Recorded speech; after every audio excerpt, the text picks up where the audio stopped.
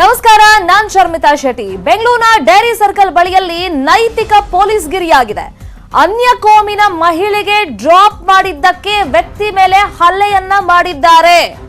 ಈಗ ಹಿಂದೂ ವ್ಯಕ್ತಿ ಮೇಲೆ ಹಲ್ಲೆ ಮಾಡಿದಂತ ಇಬ್ಬರನ್ನ ಸದ್ಯಕ್ಕೆ ಪೊಲೀಸರು ವಶಕ್ಕೆ ಪಡ್ಕೊಂಡಿದ್ದಾರೆ ಅನ್ನೋ ಇನ್ಫಾರ್ಮೇಶನ್ ಸಿಕ್ಕಿದೆ. ನಿನ್ನೆ ನಡೆದಿರುವಂತ ಘಟನೆ ಇದು ಅಂತ ಹೇಳಲಾಗ್ತಾ ಇದೆ. ಸದ್ಗುಂಟೆಪಾಳ್ಯ ಪೊಲೀಸರು ಇಬ್ಬರನ್ನ ಬಂಧಿಸಿದ್ದಾರೆ ಘಟನೆಗೆ ಸಂಬಂಧಪಟ್ಟಂತೆ.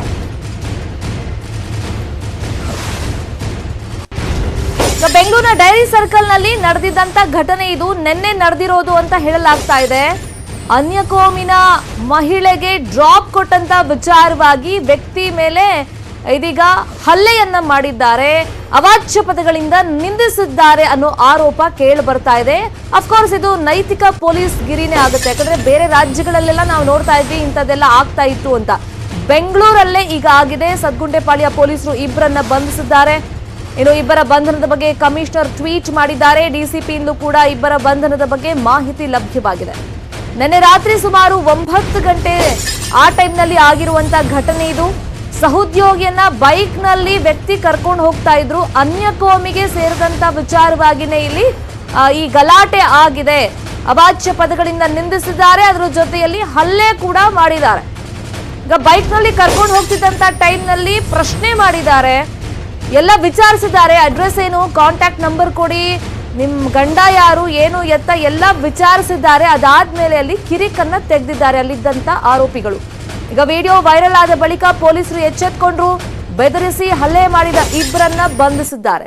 ಸದ್ಗುಂಟೆಪಾಳ್ಯ ಪೊಲೀಸರಿಂದ ಈಗ ವಿಚಾರಣೆ ನಡೀತಾ ಇದೆ. ಅಷ್ಟೇ ಅಲ್ಲ, ಮಹಿಳೆಯನ್ನ ನಿನ್ನೆ ಬೈಕ್ ನಿಂದ ಇಳಿಸಿ ಆಟೋದಲ್ಲಿ ಹೋಗುವಂತೆ ಇವರು ಎಚ್ಚರಿಕೆಯನ್ನ ಕೊಟ್ಟಿದ್ರು.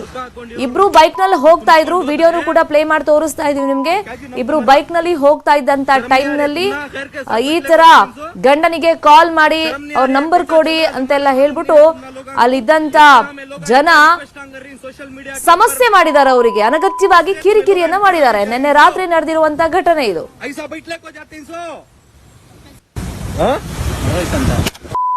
ಸರಿ ಬುರ್ಕಾ ಹಾಕೊಂಡಿರೋರ್ನ ಕುನ್ಸ್ಕೊಂಡ್ ಹೋದ್ರೆ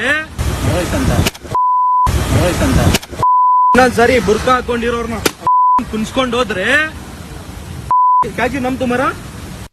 शर्म नहीं आ रही है? तुम ना खैर के साथ बिटले को जा रही इनसो शर्म नहीं आ रही है? कैसा चल रहा है जमाना मालूम नहीं है तुमना लोगों को? इतना हमें लोग इतना रिक्वेस्ट कर रही सोशल मीडिया के ऊपर से तुम्हें लोग इनके साथ ही जा रही इनसो ऐसा बिटले को जाते इनसो हाँ धेड़ के साथ ऐसा बिटले को जाते सो हाँ धेड़ तुम्हें बुरखा कर डाल को कौन मरा लियो तुम्हें लोग कौन भी पूछते नहीं. बुरखा पहनने के सब कमा कहीं को क्या कमा ऐसा क्या जाते सो तुम्हें? अच्छा तुम्हारे घर वाले का नंबर दो, नंबर दो. सलीम तुम उतरो गाड़ी में से. तुम्हारे शोहर का नंबर दो, तुम्हारे शोहर का नंबर दो, तुम्हारे शोहर का नंबर दो. कौन की नहीं दिया नंबर दो, बोल तो कौन भी नहीं मालूम होता है, मत करे तो दियो नंबर दो. कौन दो उड़ा तोर्सो मुखा तोर्सो अदेन मुझको बिटी दिया दियो तुम्हारे को क्या भी नहीं, खाली शोहर का नंबर दो ना बोल लेंगे. उतरो तुम्हें निकलो, ऑटो पकड़ को दे तुम निकलो. कामांग को हेलो कहीं जा तुम्हें बोलो. उतरो तुम्हें निकलो, ऑटो पकड़ को दे तुम निकलो. तुम्हें ऑटो पकड़ को दे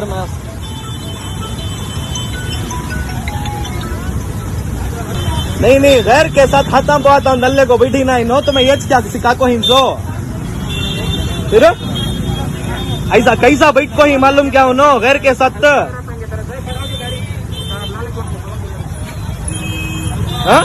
गैर के साथ ऐसा क्या बिठा को बेचते सो बोलो. ऐसे आएंगे तरफ से इनके इरादे क्या ही मालूम क्या तुमना घर के अंदर क्या क्या चल रहा मालूम क्या तुमना? हाँ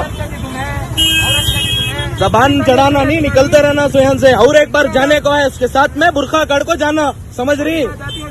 तुमना बात नहीं कर रही, बुरखे के वास्ते बात कर रहे हो. तुमना कौन भी बात नहीं कर रहा है यहाँ.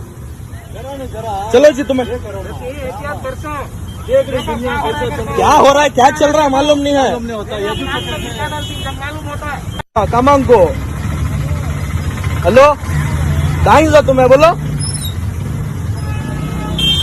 उतरा तुम्हें, निकलो ऑटो पकड़ को दे, तुम इस निकलो तुम्हें।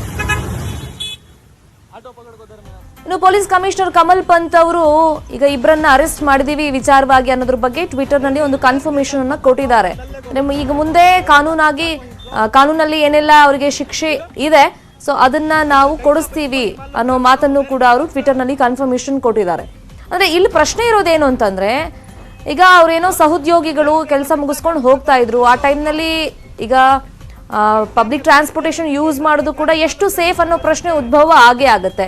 ಇನ್ನೊಂದು ಹೆಲ್ಪಿಂಗ್ ನೇಚರಲ್ ಕೊಟ್ಟಿರ್ಬೋದು, ಏನು ಎತ್ತ ಅನ್ನೋದು ಅವ್ರ ಬಾಯಿಂದನೇ ಬರಬೇಕಾಗತ್ತೆ. ಬಟ್ ಇಷ್ಟಕ್ಕೆ ಇಷ್ಟು ಸೀನ್ ಮಾಡೋ ಅಗತ್ಯ ಇತ್ತಾ ಅನ್ನೋದು ಕೂಡ ಪ್ರಶ್ನೆ. ಅನ್ಯ ಜಾತಿಯ ಮಹಿಳೆಯೊಂದಿಗೆ ಒಂದು ದ್ವಿಚಕ್ರ ವಾಹನದಲ್ಲಿ ಹೋಗ್ತಾ ಇರ್ತಕ್ಕಂಥ ಒಬ್ಬ ವ್ಯಕ್ತಿಯ ಮೇಲೆ ಹಲ್ಲೆಯಾದ ಕುರಿತು ಸಾಮಾಜಿಕ ಜಾಲತಾಣಗಳಲ್ಲಿ ಒಂದು ವಿಡಿಯೋ ವೈರಲ್ ಆಗಿರ್ತದೆ. ಆ ವೈರಲ್ ಆಗಿರ್ತಕ್ಕಂಥ ವಿಡಿಯೋದ ಆಧಾರದ ಮೇಲೆ ಸುದುಗುಂಟೆ ಪೊಲೀಸ್ ಠಾಣೆಯಲ್ಲಿ ಪ್ರಕರಣ ದಾಖಲಾಗಿ ಆ ಕುರಿತು ಆರೋಪಿಗಳ ಪತ್ತೆಗೆ ಜಾಲ ಬೀಸಿದಾಗ ವಿಶೇಷ ತಂಡವನ್ನು ರಚಿಸಿ ನಾವು ಕಾರ್ಯಪ್ರವೃತ್ತರಾಗಿದ್ದಾಗ ಇಬ್ಬರು ಆರೋಪಿಗಳು ಕೃತ್ಯವನ್ನು ಎಸಗಿದ್ದು ನಮ್ಮ ಗಮನಕ್ಕೆ ಬಂದಿದೆ. ಇವರನ್ನು ಸುದುಗುಂಟೆ ಪಾಳ್ಯ ಇನ್ಸ್ಪೆಕ್ಟರ್ ಆಗಿರ್ತಕ್ಕಂಥ ಶ್ರೀ ನಟರಾಜ್ ಅವರು ಬಂಧಿಸಿ ಅವರನ್ನು ಮುಂದಿನ ಇನ್ನು ಬೈಕ್ನಲ್ಲಿ ಹೋಗ್ತಾ ಇದ್ದಂತ ಟೈಮ್ನಲ್ಲಿ ಅವ್ರನ್ನ ನಿಲ್ಲಿಸಿ ಹಲ್ಲೆ ಮಾಡಿ ಅವಾಚ್ಯ ಶಬ್ದಗಳಿಂದ ನಿಂದಿಸಿದಾರಲ್ಲ, ಘಟನೆಗೆ ಸಂಬಂಧಪಟ್ಟಂತೆ ಇಬ್ಬರನ್ನ ಬಂಧಿಸಲಾಗಿದೆ. ಈ ವಿಚಾರವಾಗಿ ಆಗ್ನೇಯ ವಿಭಾಗದ ಡಿಸಿಪಿ ಆಗಿರುವಂತ ಶ್ರೀನಾಥ್ ಮಹದೇವ್ ಜೋಶಿ ಅವರ ಜೊತೆಯಲ್ಲಿ ನಮ್ಮ ಪ್ರತಿನಿಧಿ ಮಂಜು ಮಾತುಕತೆಯನ್ನು ನಡೆಸಿದ್ದಾರೆ, ನೋಡೋಣ. ಕಳೆದ ರಾತ್ರಿಯಿಂದ ಸಾಮಾಜಿಕ ಜಾಲತಾಣದಲ್ಲಿ ಒಂದು ವಿಡಿಯೋ ವೈರಲ್ ಆಗ್ತಾ ಇತ್ತು. ಈ ಒಂದು ವಿಡಿಯೋ ವೈರಲ್ ಆಗ್ತಿರುವಂತಹ ಸುದ್ದಿ ತಿಳಿದಂತ ತಕ್ಷಣವೇ ಆಗ್ನೇಯ ವಿಭಾಗದ ಡಿಸಿಪಿ ಆಗಿರುವಂತಹ ಶ್ರೀನಾಥ್ ಮಹದೇವ್ ಜೋಶಿ ಅವರು ಕೂಡಲೇ ಒಂದು ತಂಡವನ್ನು ರೆಫರ್ ಮಾಡ್ತಾರೆ. ಆ ಒಂದು ವಿಡಿಯೋನ ಮಾಡಿರುವಂತಹ ವ್ಯಕ್ತಿ ಮತ್ತು ಆ ಒಂದು ವಿಡಿಯೋದಲ್ಲಿ ಹಲ್ಲೆ ಮಾಡಿರುವಂತಹ ವ್ಯಕ್ತಿ ಇಬ್ಬರನ್ನು ಕೂಡ ಈಗಾಗಲೇ ಬಂಧನ ಮಾಡಿದ್ದಾರೆ. ಈ ಕುರಿತಾಗಿ ಮಾಹಿತಿ ನೀಡೋಕೆ ಖುದ್ದಾಗಿ ಆಗ್ನೇಯ ವಿಭಾಗದ ಡಿಸಿಪಿ ಶ್ರೀನಾಥ್ ಮಹದೇವ್ ಜೋಶಿ ಅವರು ನಮ್ಮ ಜೊತೆ ಇದ್ದಾರೆ. ಅವ್ರನ್ನ ಕೂಡ ಮಾತನಾಡ್ಸೋಣ. ಸರ್, ಪ್ರಮುಖವಾಗಿ ಈ ಒಂದು ವಿಡಿಯೋ ವೈರಲ್ ಆಗಿರುವಂತಹ ವಿಚಾರ ನಿಮಗೆ ಹೇಗೆ ಗೊತ್ತಾಯಿತು? ವಿಡಿಯೋ ವೈರಲ್ ಆಗಿರ್ತಕ್ಕಂಥ ವಿಚಾರ ಬೇರೆ ರೀತಿಯಿಂದ ಬೇರೆ ಬೇರೆ ಸಾಮಾಜಿಕ ಜಾಲತಾಣಗಳಲ್ಲಿ ಹಾಗೂ ನಮಗೆ ಮಾಧ್ಯಮದ ಮೂಲಕ ನನಗೆ ತಿಳಿದು ಬಂತು. ಸರ್, ಇಲ್ಲಿ ಪ್ರಮುಖವಾಗಿ ಆ ಹಲ್ಲೆ ಮಾಡೋಕ್ಕೆ ಪ್ರಮುಖವಾದಂಥ ಉದ್ದೇಶ ಏನಿತ್ತು ಸರ್ ಆತ ಯುವಕನಿಗೆ? ಹಲ್ಲೆ ಮಾಡ್ತಕ್ಕಂಥ ಉದ್ದೇಶ ಆ ಕುರಿತು ಈಗೆಲ್ಲ ನಾವೀಗ ತನಿಖೆ ಮಾಡ್ತಾ ಇದ್ದೀವಿ. ಈ ಕುರಿತು ಪ್ರಕರಣ ದಾಖಲಾಗಿದೆಯಲ್ಲ, ಅದರಲ್ಲಿ ನಾವು ತನಿಖೆ ಮಾಡ್ತಾ ಇದ್ದೀವಿ ಈಗ. ಸರ್, ಮೇಯ್ನ್ ಆಗಿ ಈ ವಿಡಿಯೋ ಮಾಡಿರುವಂಥದ್ದು ಯಾವಾಗ ಇನ್ಸಿಡೆಂಟ್ ಆಗಿದ್ದು, ಮತ್ತು ಇನ್ಸಿಡೆಂಟ್ ಆದಂಥ ತಕ್ಷಣ ಯಾವ ರೀತಿಯಾಗಿ ತಂಡಗಳನ್ನು ರಚನೆ ಮಾಡಿದ್ರಿ ನೀವು? ಈಗ ಸುಮಾರು ಒಂದು 2 ರಿಂದ 3 ದಿನಗಳ ಹಿಂದೆ ಈ ಘಟನೆ ಆಗಿದೆ ಅಂತಕ್ಕಂಥ ಮಾಹಿತಿ ಸದ್ಯಕ್ಕೆ ಪ್ರಾಥಮಿಕವಾಗಿ ಇದೆ. ಇಮಿಡಿಯೇಟ್ಲಿ ನಮ್ಮ ಇನ್ಸ್ಪೆಕ್ಟರ್ ಆಗಿರ್ತಕ್ಕಂಥ ಸುದುಗುಂಟೆ ಪಾಳ್ಯ ಇನ್ಸ್ಪೆಕ್ಟರ್ ಆಗಿರ್ತಕ್ಕಂತಹ ಶ್ರೀ ನಟರಾಜ್ ಅವರು ಈ ಕುರಿತು ಇಮಿಡಿಯೇಟ್ಲಿ ಕಾರ್ಯಪ್ರವೃತ್ತರಾದರು. ನಮಗೆ ಗೊತ್ತಾದ ತಕ್ಷಣ ನಾವು ಎಲ್ಲರೂ ಕೂಡ ಘಟನೆ ಏನಾಗಿರ್ಬೋದು ಅಂತಕ್ಕಂಥ ಒಂದು ಇದರಲ್ಲಿ ಮುಂದುವರೆದಾಗ ನಮಗೆ ಇಮಿಡಿಯೇಟ್ಲಿ ನಾವು ಈ ಆರೋಪಿಗಳನ್ನು ನಾವು ಬಂಧಿಸಲಿಕ್ಕೆ ಅನುಕೂಲವಾಯಿತು. ಸರ್, ಈಗ ತನಿಖೆ ವೇಳೆಯಲ್ಲಿ ಇವರಿಬ್ಬರು ಕೂಡ ಅಷ್ಟೊಂದು ಬ್ಯಾಂಕಲ್ಲಿ ಕೆಲಸ ಮಾಡ್ತಿದ್ರು. ಪ್ರತಿನಿತ್ಯ ಬ್ಯಾಂಕಲ್ಲಿ ಲೇಟ್ ಆದಂಥ ಟೈಮಲ್ಲಿ ಆತನೇ ಡ್ರಾಪ್ ಮಾಡ್ತಿದ್ದ. ಮನೆಯವ್ರಿಗೂ ಕೂಡ ವಿಚಾರ ಗೊತ್ತಿತ್ತು ಅನ್ನೋಂಥ ಮಾತುಗಳು ಕೇಳ್ಪಟ್ವಿ. ಆದರೂ ಕೂಡ ಅಷ್ಟೇ ಆತ ಫಾಲೋ ಮಾಡ್ಕೊಂಡು ಬಂದು ಆ ರೀತಿಯಾಗಿ ವರ್ತನೆ ಮಾಡೋದಕ್ಕೆ ಏನು ರೀಸನ್ ಇರಬಹುದು? ಈಗ ಅದನ್ನೆಲ್ಲ ನಾವು ನಮ್ಮ ತನಿಖೆಯಲ್ಲಿ ಈಗ ಪರಿಗಣಿಸಿ ಆ ಕುರಿತು ನಾವು ತನಿಖೆಯಲ್ಲಿ ಅದನ್ನು ಪರಿಗಣಿಸಿ ಮುಂದುವರಿತೀವಿ. ಈ ವಿಡಿಯೋ ವೈರಲ್ ಆಗುತ್ತಲ್ಲ ಸರ್, ಸುಮೋಟೋ ಕೇಸ್ ದಾಖಲು ಮಾಡ್ಕೊಂಡ್ರ ಅಥವಾ ಆ ಒಂದು ಹಲ್ಲೆ ಒಳಗಾದಂಥ ವ್ಯಕ್ತಿ ಏನಾದರೂ ಬಂದು ದೂರು ಕೊಟ್ಟಿದ್ರಾ ಅಥವಾ ಆ ಮಹಿಳೆ ಏನಾದರೂ ದೂರು ಕೊಟ್ಟಿದ್ರೆ ಹೇಗೆ? ಈ ಕುರಿತು ಸುಮೋಟೋ ಕೇಸ್ನ ದಾಖಲು ಮಾಡಿಲ್ಲ. ಒಬ್ಬ ವ್ಯಕ್ತಿ ಬಂದು ಪ್ರಕರಣವನ್ನು ದಾಖಲಿಸಿದ್ದಾರೆ. ಆ ಕುರಿತು ನಾವು ಪ್ರಕರಣ ದಾಖಲಿಸಿಕೊಂಡಿದ್ದೇವೆ. ಸರ್, ಮೇಯ್ನ್ ಆಗಿ ಈಗ ಅರೆಸ್ಟ್ ಮಾಡಿದರೆ ಇಬ್ಬರು ಯುವಕರನ್ನ ಅರೆಸ್ಟ್ ಮಾಡಿದ್ರೆ ಅವ್ರ ಹಿನ್ನೆಲೆ ಏನಿತ್ತು ಸರ್? ಏನಾದರೂ ಈ ರೀತಿ ಕ್ರಿಮಿನಲ್ ಆ್ಯಕ್ಟಿವಿಟೀಸ್ ಇರುವಂಥವ್ರ ಏನು? ಈಗ ಅವರನ್ನು ಬಂಧಿಸಿದ್ದೇವೆ. ಅವರ ಹಿನ್ನೆಲೆ ಬಗ್ಗೆ ಈಗ ನಾವೆಲ್ಲ ಕೂಲಂಕುಷವಾಗಿ ಪರಿಶೀಲನೆಯನ್ನು ಮಾಡ್ತಾ ಇದ್ದೇವೆ ಈಗ. ಓಕೆ, ಮೇಯ್ನ್ ಆಗಿ ಇನ್ವೆಸ್ಟಿಗೇಷನ್ ಯಾವ ರೀತಿ ಇತ್ತು ಸರ್? ಯಾಕಂದರೆ ಏನೂ ಕ್ಲೂ ಇರಲಿಲ್ಲ ಅಲ್ಲಿ. ವಿಡಿಯೋದಲ್ಲಿ ಯಾವ ಹಲ್ಲೆ ಮಾಡಿದಂಥ ವ್ಯಕ್ತಿಯ ಚೆಹರೆ ಕೂಡ ಇರಲಿಲ್ಲ. ಯಾವ ರೀತಿಯಾಗಿ ಇನ್ವೆಸ್ಟಿಗೇಷನ್ ಮಾಡಿದ್ರಿ ಇದನ್ನು? ನಾವು ಪ್ರಮುಖವಾಗಿ ಇದರಲ್ಲಿ ವೈಜ್ಞಾನಿಕ ರೀತಿಯಲ್ಲಿ ನಾವು ಇನ್ವೆಸ್ಟಿಗೇಷನ್ನ ಎಲ್ಲ ಮಾಡಿದ್ದೇವೆ. CCTV ಕ್ಯಾಮ್ರಾಗಳ ಆಧಾರದ ಮೇಲೆ ಹಾಗೂ ನಮ್ಮ ಈ ಮೊಬೈಲ್ ಕಾಲ್ ಡೀಟೇಲ್ಸ್ ಮೇಲೆ ನಾವು ಈ ಪ್ರಕರಣವನ್ನು ಭೇದಿಸಿದ್ದೇವೆ. ಓಕೆ, ಇದಿಷ್ಟು ಆಗ್ನೇಯ ವಿಭಾಗದ DCP ಶ್ರೀನಾಥ್ ಮಹಾದೇವ್ ಜೋಶಿ ಅವರು ಹೇಳುವಂತದ್ದು. ಎಲ್ಲೋ ಒಂದು ರೀತಿ ಈ ಒಂದು ವಿಡಿಯೋ ಯಾವಾಗ ವೈರಲ್ ಆಯಿತು, ವೈರಲ್ ಆದಂತ ತಕ್ಷಣ ವಿಡಿಯೋ ನಮ್ಮ ಲಿಮಿಟ್ಸ್ ನಲ್ಲಿ ಆಗಿದೆ ಅನ್ನೋದ್ರ ಬಗ್ಗೆ ಮಾಹಿತಿ ಬಂತು.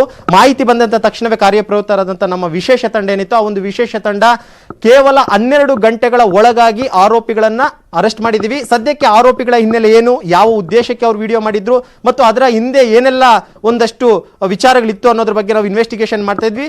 ತನಿಖೆಯಿಂದಷ್ಟೇ ಎಲ್ಲ ಒಂದು ಸತ್ಯಾಂಶಗಳು ಕೂಡ ಅಷ್ಟೇ ಬಯಲಾಗುತ್ತೆ ಅನ್ನೋ ಮಾತನ್ನು ಹೇಳ್ತಿದ್ದಾರೆ. ಕ್ಯಾಮರಾ ಪರ್ಸನ್ ಶ್ರೀನಿವಾಸ್ ಜೊತೆ ಮಂಜುನಾಥ್, ನ್ಯೂಸ್ 18 ಕನ್ನಡ, ಬೆಂಗಳೂರು. ಇನ್ನು ಈ ಕೇಸ್ ವಿಚಾರವಾಗಿ ಸಿಎಂ ಬಸವರಾಜ ಬೊಮ್ಮಾಯಿ ಅವರು